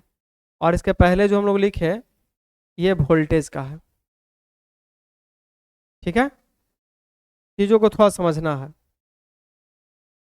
इसको हम देख रहे हैं तो हमको ये अवलोकन हो रहा है कि यदि इसको हम खींचे तो यहाँ तक, यहाँ पर आ जाएगा, नहीं मतलब यहाँ से चलना स्टार्ट करेगा। और इसको यदि हम और आगे बढ़ाएं तो ये यहाँ पर नजर आएगा। आपको मालूम है कि वेव जो है ना, वो कंटिन्यू हम एक साइकिल बना के छोड़ दे रहे थे, तो ऐसा नहीं कि वो एक ही है। हम क्या बोले, 50 हर्ट्ज फ्रीक्वेंसी है, यानी 50 साइकिल वो चल रहा है। 1 मिनट 1 सेकंड में कितना चल रहा है, 50 साइकिल चल रहा है, वैसा वैसा। तो एक साइकिल पर हम लोग स्टडी कर रहे थे कि उस अल्टरनेटिंग करंट का एक साइकिल लो, और उस साइकिल में हम लोग विचार करेंगे कि मैक्सिमम वैल्यू क्या है, आरएमएस वैल्यू क्या है, पीक फैक्टर क्या है, फॉर्म फैक्टर क्या है, इंस्टेंटेनियस वैल्यू क्या है, ये वगैरह वगैरह हम लोग देखें ना। लेकिन ऐसा नहीं कि एक ही साइकिल है। तो आप ऐसा नहीं सोचिएगा हम यहाँ पर बना दिए एक, वो वोल्टेज का तो इतना ही है, इसके पीछे से भी आ रहा होगा, ये आगे भी जा रहा होगा, बीच में हम कहीं पर भी एक स्टेप लेकर के हम इसको देख रहे हैं। ठीक है, तो आप ये देखिएगा कि थोड़ा सा इसको हम बैक करें तो यहाँ पर नजर आ रहा, और इसको थोड़ा सा और आगे हम बढ़ाने का प्रयास करेंगे तो यहाँ पर चला जाएगा। तो उतना करने की आवश्यकता नहीं, बस यहाँ पर समझिए ये 0 है। यहाँ पर आपको मालूम है कि π/2 है, यहाँ पर पाई है, यहाँ पर 3π/2 है, और यहाँ पर 2π है।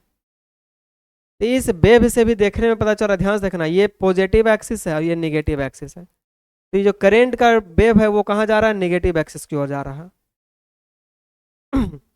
निगेटिव एक्सिस की ओर जा रहा है मतलब कि वो घट रहा है। यहाँ से देखने से ये पता चल रहा है, बहुत सारा लड़का बोलेगा कि नहीं सर करंटे तो आगे आगे चल रहा था, अब वोल्टेज पीछे पीछे नहीं। यहाँ 0 से देखो, 0 से करंट स्टार्ट हुआ है, सॉरी वोल्टेज स्टार्ट हुआ है 0 पॉइंट से। तो उस समय जो करंट है ना आपका, वो माइनस में है, माइनस वैल्यू में है। तो बताओ माइनस वैल्यू ज़्यादा बड़ा हो गया कि 0 ज़्यादा बड़ा हो गया, -2 ज़्यादा बड़ा है कि 0 बड़ा है। अब ऐसे समझ लो, अब किसी के पास कोई कर्ज नहीं है, अब किसी के पास 2 रुपया का कर्ज है, किसी से लिया हुआ उधार है, तो जो उधार लिया वो माइनस में ना है, और जो किसी के पास से कर्ज नहीं लिया है, अलग बात है कि उसके पास 1 रुपया भी नहीं है, यानी कि वो 0 में है। तो फायदा में कौन है दोनों में से, तो जो 0 में है वही ना, बात आ रहा समझ में। तो वोल्टेज 0 से स्टार्ट हो रहा है, लेकिन ये करंट को देख रहे हैं यहाँ से यदि तुम देखोगे, यहाँ से नजरिया रखोगे, तो हर बच्चा यही बोलेगा कि सर करंट आगे आगे जा रहा है, अब वोल्टेज पीछे पीछे है। लेकिन इसके बैकग्राउंड में क्या हो रहा है भाई, तो ये पीछे देख लो, यहाँ से तुम यहाँ चले जाओ, यहाँ नजर आ जाएगा नहीं। तो वोल्टेज आगे आगे जा रहा है और करंट बेचारा पीछे पीछे चल रहा है।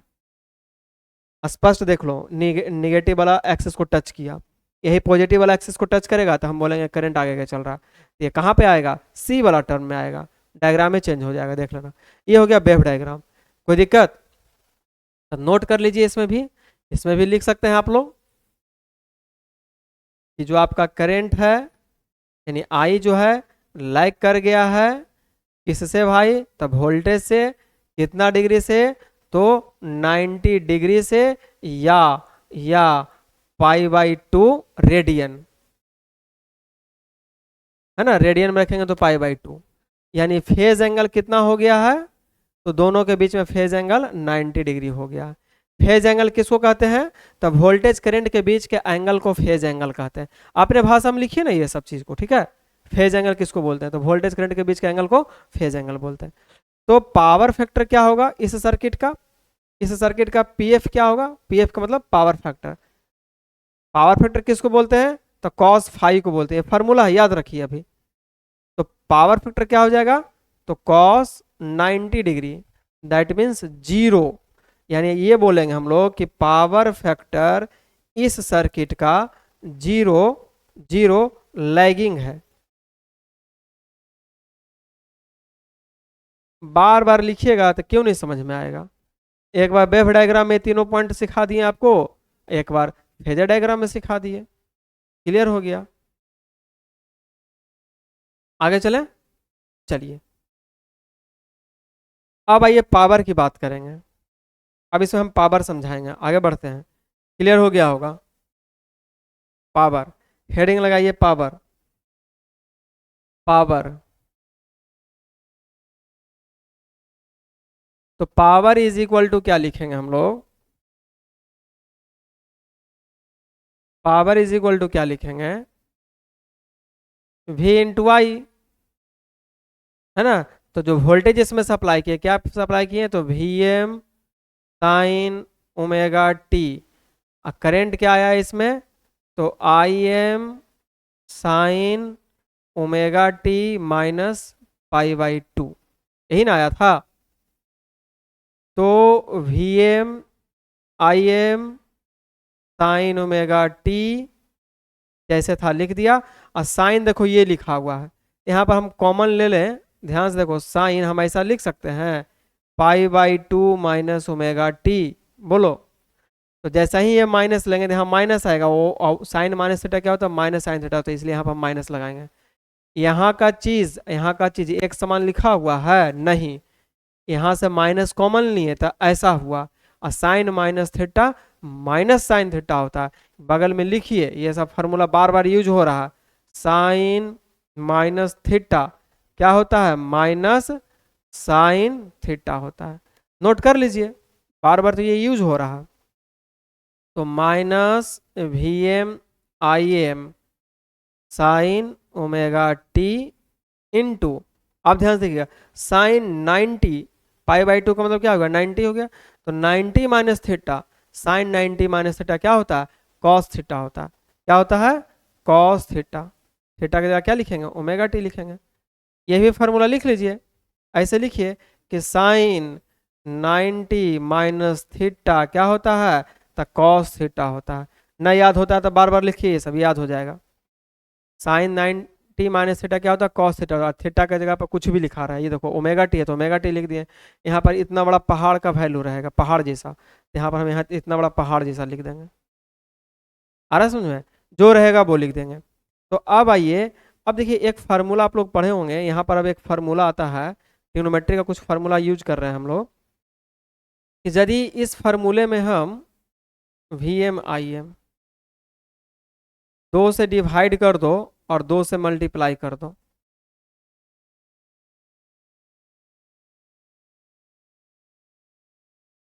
ये दो दो तो कैंसिल हो जाएगा, पहले जैसे था वही स्थिति में आ जाएगा। तो देखो, लेकिन ऐसा करने से एक फार्मूला पर आ गया, two sine theta into cos theta. Two sine theta into cos theta का फार्मूला होता है, क्या होता है, minus V M I M divide by two sine two theta. Sine two theta, theta की जगह क्या लिखेंगे, ओमेगा टी। यानी नोट करिए एक फार्मूला और, क्या, तो ये two sine theta into cos theta का फार्मूला क्या होता है भाई, तो साइन टू थीटा। याद करो ये सब फार्मूला को और नोट करके बगल बगल में लिख लो, बार बार काम देगा, है ना। तो पावर का ये आ गया इक्वेशन, आ गया पावर का ये इक्वेशन आ गया। तो इस इक्वेशन से समझिए क्या आया इक्वेशन, पावर का जो इक्वेशन आ गया। अब पावर एक्चुअली हम लोग क्या बोलते हैं कि एवरेज एक्टिव पावर होता है। क्या आ गया, तो माइनस में V M I M divide by two into sine two omega T आ गया। यही आ गया आपका पावर का इक्वेशन। अब थोड़ा धैर्य धरेंगे, यहाँ पर देखेंगे कि होल साइकिल की बात कर रहे हैं हम लोग। होल साइकिल में मैंने पूरे साइकिल की बात कर रहे हैं, ये पॉजिटिव होता है नेगेटिव होता है। तो होल साइकिल का एवरेज वैल्यू, होल साइकिल का होल साइकिल का एवरेज वैल्यू क्या होता है, जीरो। क्या होता है, जीरो। इसका मतलब क्या हो गया कि ये वाला टर्म पूरा का पूरा क्या हो जाएगा, जीरो हो जाएगा, साइन टू ओमेगा टी। इसका मतलब क्या हो गया कि पावर जो हो गया आपका, पावर जो हो गया जीरो हो गया, पावर जो हो गया वो जीरो हो गया। ये बाई मैथमेटिकली अभी तुरंत हम बाई आपको वेव डायग्राम से भी दिखा देंगे कि पावर कैसे जीरो होता है। आया समझ में? यानी इंडक्टिव सर्किट में, प्योर इंडक्टिव सर्किट है तब पावर जीरो हो जाता है उसमें। लेकिन रेसिस्टिव सर्किट को थोड़ा याद करिए, आप पीछे वाला पेज को उलटिए, पिछले क्लास वाला पेज को, तो वहां पर देखे होंगे कि पावर जो है वो होता है V R M S I R M S, average power. आ रहा समझ में? तो रेसिस्टेंस वाला केस में है, लेकिन जैसे ही प्योर इंडक्टिव सर्किट की बात आ जाएगा, प्योर इंडक्टेंस का बात आ जाएगा, तो उसमें पावर आपका क्या हो गया? जीरो हो गया। अब यहाँ पर एक नोट पॉइंट में आप लोग ये लिखिए, जो सब दिन के लिए आपको याद रखना है और बहुत ही इंपॉर्टेंट है एग्जाम से, है ना? क्या है? अभी तक आप लोग नहीं जानते थे, तो पावर का फॉर्मूला लिख लीजिए अभी से। पावर यानी जो भी हम पावर का चर्चा करेंगे वो एवरेज एक्टिव पावर ही होता है, एकदम माइंड में सेट कर लीजिए। तो पावर का जो फॉर्मूला होता है वी आई कॉस फाई। अभी तक आप लोग वी आई सिर्फ पढ़े होंगे, लेकिन हम जो लिख दिए इसको लिख लीजिए। जहां ये जो वोल्टेज है आरएमएस में है, वी जो है किस चीज में है? आरएमएस में है। आई है जो किस चीज में है? आरएमएस में है। आरएमएस वोल्टेज, आरएमएस करंट, और इन दोनों करंट के बीच के एंगल का कोसाइन, इसी को हम लोग पावर फैक्टर बोलते हैं।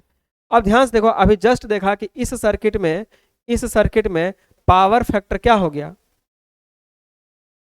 इसी सर्किट की बात करें, पावर फैक्टर क्या है? जीरो। पावर फैक्टर किसको बोलते हैं? कॉस फाई को बोलते हैं। तो जैसा ही पावर फैक्टर जीरो हुआ, यानी ये वाला टर्म जीरो हो चुका है, इसीलिए पूरा का पूरा सिस्टम जीरो हो चुका है, पावर जीरो हो गया। कैसे? मैथमेटिकली प्रूफ करके दिखाया आपको। तो ये फॉर्मूला वी आई है, इसको नोट कर लीजिए पावर का, नहीं तो फिर क्वेश्चन आपसे गलत हो जाएगा, इसमें कोई रोक नहीं सकता। पावर का फॉर्मूला क्या होता है? तो अभी से सीख लीजिए, ये होता है। इसके पहले आप लोग सिर्फ वी आई पढ़ते आ रहे होंगे, लेकिन V I into power factor, power factor बोलेंगे, नहीं तो फिर कॉस फाई बोलेंगे। कॉस फाई का मतलब, फाई क्या है? एंगल है। किसके किसके बीच का एंगल है? तब वोल्टेज करंट के बीच का एंगल है। कौन सा वोल्टेज? तो ये आरएमएस वोल्टेज। कौन सा करंट? RMS current. अभी नहीं देखे दोनों के बीच में क्या एंगल आया? देखिए दोनों के बीच का एंगल 90 डिग्री है, वोल्टेज करंट के बीच का एंगल। तो ये चीज यदि आप मैथमेटिकली नहीं समझिएगा, नहीं प्रूफ आपके सामने होगा, तो आप इन चीजों पर विश्वास नहीं कर पाइएगा। और इसको हम लैंग्वेज में लिखा देंगे कॉपी पर कि अच्छा ये होता, तो आप रटिए, किन्हीं को याद रह जाएगा, किन्हीं को याद नहीं रहेगा, समस्या बरकरार रहेगा। तो इसीलिए हमको थोड़ा टाइम लग रहा है। हम फुल इंजीनियरिंग पेपर में मैथमेटिक्स इंक्लूड करेंगे, आपको आपके सामने सब कुछ खोल के दिखा देंगे कैसे होता है, सारा ऑब्जेक्टिव आपसे बन जाएगा। आपके सामने जब ऑब्जेक्टिव आएगा ना, तो आप एकदम चुटकियों में सब बना दीजिएगा, ठीक है? हमारा पूरा कॉन्फिडेंस है इन बातों पे, ठीक है? तो आप देख लिए, तो ये हो गया पावर का मेन फार्मूला, याद रखना है। ये पावर एवरेज पावर ही कहलाता है, याद रखना। तो बार बार बोलने की आवश्यकता नहीं है ना, बार बार लिखने की आवश्यकता है, सिर्फ पावर कोई बोला समझ जाना कि एवरेज एक्टिव पावर की बात कर रहा है। डीसी में सिर्फ रेसिस्टेंस होता है, तो वहां पर आई का वैल्यू क्या हो गया था? 0 डिग्री, क्योंकि वोल्टेज करंट इन फेज था, दोनों साथ साथ चल रहा था। पिछला क्लास का देख लीजिए कॉपी।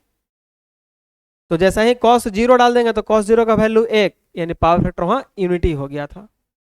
यूनिटी जिसको बोलते हैं, एक इकाई। बात समझ में आ रहा? कितना इंटरेस्टेड है? तो यहां पर ठीक ढंग से लिख लेना है आपको। वोल्टेज जो है क्या है भाई? तो आरएमएस में है, और करंट भी जो है आरएमएस में है ना? इसको लिख लीजिए, नोट कर लीजिए। तो ये पावर, अब देख लीजिए, अब हम देखेंगे पावर का वेव, यानी पावर डायग्राम बोल सकते हैं ना, पावर डायग्राम। क्लास थोड़ा लंबा हो जा रहा है, लेकिन हमको बहुत समझाना भी है ना। देखिए अब आइए पावर को, पावर बहुत अच्छे तरीके से समझना, वेव से हम समझाने का प्रयास कर रहे हैं आपको, ठीक है?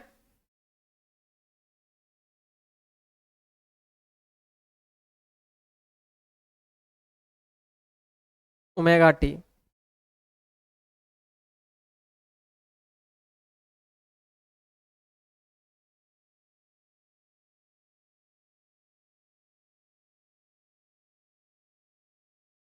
चलिए अब देखिए,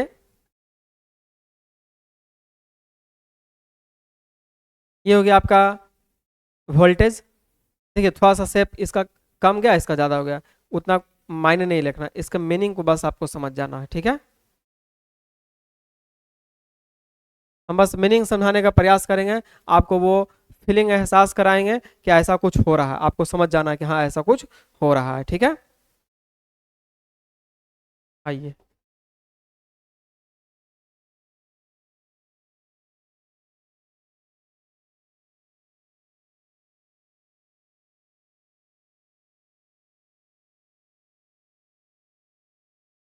ऊपर वाला भाग को हटाइए अभी, और ये नीचे से ऐसे आ रहा है, ये 0 पॉइंट है, ठीक है, ये पॉजिटिव एक्सिस है, नेगेटिव एक्सिस है। तो ये आपका हो गया, ये आपका हो गया करेंट आई, और ये आपका क्या हो गया, भी, वोल्टेज, ठीक है। अब आइए, अब थोड़ा सा हम प्लॉटिंग करना चाह रहे हैं।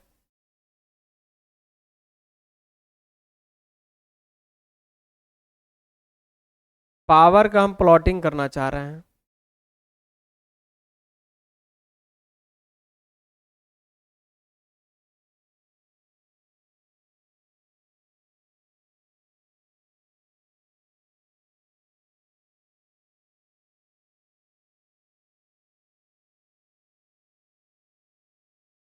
चलिए देखिए, आपको अभी हम सिखाए हैं कि वोल्टेज करंट दोनों को प्रोडक्ट करेंगे, पावर मिल जाएगा, और दोनों के बीच एक कॉस एंगल भी होना चाहिए। तो देखिएगा यहाँ पे, यहाँ पर वोल्टेज जो है पॉजिटिव एक्सिस में है, और यहाँ पे जो करंट है निगेटिव एक्सिस में है। तब पॉजिटिव नेगेटिव को मल्टीप्लाई करिएगा तो क्या हो जाएगा, निगेटिव हो जाएगा। तो निगेटिव हो जाएगा, इसका मतलब है जो पावर का डायग्राम आएगा वो निगेटिव वाला एक्सिस की ओर नीचे चला जाएगा। वोल्टेज जो है पॉजिटिव में है, पॉजिटिव एक्सिस में है, और करंट भी पॉजिटिव में, तो पॉजिटिव पॉजिटिव को प्रोडक्ट करिएगा तो पॉजिटिव कहलाएगा, तो यानी पावर का जो डायग्राम लिखिएगा वो आपको पॉजिटिव वाला में चला जाएगा। देखिए वेव को थोड़ा सा आप लोग बनाइएगा, हमसे तो थोड़ा टेढ़ा बन गया, ड्राइंग मेरा तो वीक है भाई। ऐसा समझ जाना है, ठीक है, कि कुछ ऐसा ही हो रहा है, फीलिंग लाना है। वोल्टेज करंट दोनों पॉजिटिव में है, इसलिए पॉजिटिव की एक्सिस में पावर बन गया। एक पॉजिटिव में है, एक नेगेटिव में, इसलिए नेगेटिव एक्सिस में ये ग्राफ चला गया, ये नेगेटिव हो गया, ये पॉजिटिव हो गया। अब देखिए ये पॉजिटिव में है, ये नेगेटिव में है, तो पॉजिटिव नेगेटिव क्या हो जाएगा, नेगेटिव हो जाएगा, नेगेटिव एक्सिस में चला आया। दोनों नेगेटिव एक्सिस में है, तो नेगेटिव नेगेटिव को प्रोडक्ट करेगा, पॉजिटिव हो जाएगा।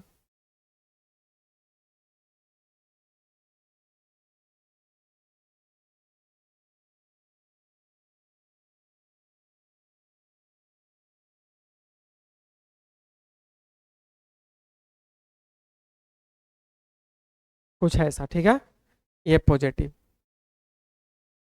तो आप देखिए कि पूरे एक साइकिल में हो क्या रहा है, निगेटिव पॉजिटिव, निगेटिव पॉजिटिव, मतलब कमाया गवाया, कमाया गवाया, तो ऑलवेज जीरो हो गया, पावर इसमें क्या हो गया, जीरो हो गया। रेसिस्टिव सर्किट वाला यानी रेसिस्टेंस वाला हम जाके आप पेज पलट के देखिए तो दोनों ऊपर ही नजर आ रहा था, यानी वो दोनों कमाया है सिर्फ, आ रहा है समझ में। तो इसमें पावर, इसी के वजह से पावर क्या हो जा रहा है, जीरो हो जा रहा है। अब ध्यान से देखिए, पॉजिटिव का मतलब होता है ऑब्जर्विंग, ऑब्जर्विंग, और निगेटिव का मतलब होता है delivering, power observe power deliver. यहाँ डिलीवर कर रहा है, मतलब क्या हो गया, सर्किट से एक बार पावर ले रहा, एक बार सर्किट को पावर दे रहा, सर्किट से पावर ले रहा है, सर्किट को पावर दे रहा। आ रहा समझ में। पॉजिटिव हुआ तो ऑब्जर्व किया, और निगेटिव हुआ तो रिलीज किया, डिलीवर किया। तो यहाँ पर एक प्रश्न बहुत अच्छा आता है कि जब ऑब्जर्विंग कर रहा है पावर को, जब पावर को ऑब्जर्व करता है, बहुत ही अच्छा प्रश्न, और ये क्वेश्चन आया हुआ एग्जाम में है। पावर को जब ऑब्जर्व करता है तो उस समय पूछता है ध्यान से देखो, यहाँ देखो पावर को ऑब्जर्व कर रहा, पावर को जब ऑब्जर्व करेगा उस समय वोल्टेज और करंट क्या हो रहा। तो देखो पावर को जब ऑब्जर्व कर रहा है ना सर्किट में, तो वोल्टेज डिक्रीज कर रहा है, देखो नीचे आ रहा है जीरो की ओर, और करंट ऊपर की ओर जा रहा है, चढ़ते जा रहा है मैक्सिमम की ओर। यानी पावर जब ऑब्जर्विंग करेगा, पावर को जब ऑब्जर्व करेगा इंडक्टर, तब वोल्टेज जो है ना वो डिक्रीज होगा, वोल्टेज क्या होगा, डिक्रीज होगा, और करंट क्या होगा, इंक्रीज होगा। बहुत ही इंपॉर्टेंट, इसको नोट करके लिखिए, ये सब कोई नहीं बताएगा, इतना अंदर का चीज लिखा देने से रटा देने से कुछ नहीं होगा, सब वेव डायग्राम से देखिए, सारा ऑब्जेक्टिव आपका बन जाएगा। पावर को जब ये ऑब्जर्व कर रहा है इंडक्टर, है ना, उस समय वोल्टेज हमारा डिक्रीज कर रहा है और करंट हमारा इंक्रीज कर रहा है, ये ऑब्जेक्टिव आया हुआ है।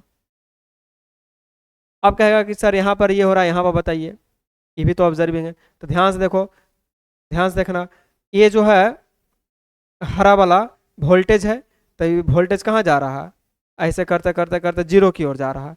और ये वाला क्या हो रहा है, ऐसे करते करते करते यहाँ पर आएगा मैक्सिमम होगा, लेकिन निगेटिव में हो रहा है, तो उससे दिक्कत नहीं है, मैक्सिमम हो रहा है ना, डायरेक्शन सिर्फ चेंज हो रहा है।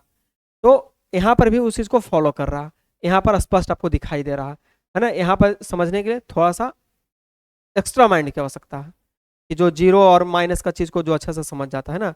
देखो यहाँ पर भी वोल्टेज क्या हो रहा है, हमारा डिक्रीज कर रहा है और करंट इंक्रीज कर रहा है, आया समझ में। तो ये आपका पावर का डायग्राम है, और हमें उम्मीद है कि बहुत बेहतरीन ढंग से आपको पावर समझ में आ गया होगा। पावर को भी डायग्राम को अच्छे से बना लीजिए, और 2-3 कलर से आप लोग बनाइए तो आपको क्लियर हो जाएगा, ठीक है।